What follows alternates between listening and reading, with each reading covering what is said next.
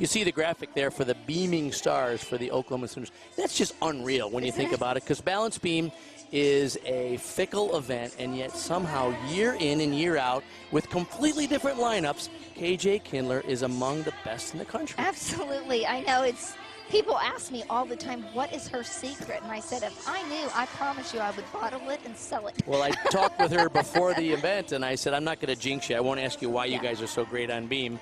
And she said, thank you for that. But they are #1 again in the country, averaging 49.41.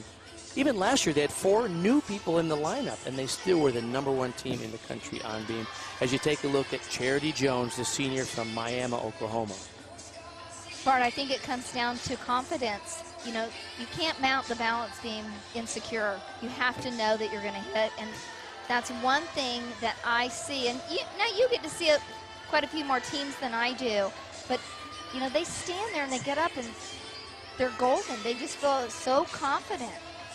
I think there's several aspects to that. You mentioned fitness, which I think is so important. Look at the stuck landing for Charity Jones. But I think another thing is that the routines are really well constructed, so that they are smart, that they can get all the proper values, but they're not going to take any unnecessary risk on silly moves that might not necessarily help their score. Kind of like an original move.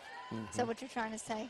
Well, I'm just saying that I think they're smartly constructed routines is what I'm saying. I'm just razzing you, having skills, you know, original skills myself. I appreciate that, but I do realize that you're exactly right. She uses the requirements to their advantage.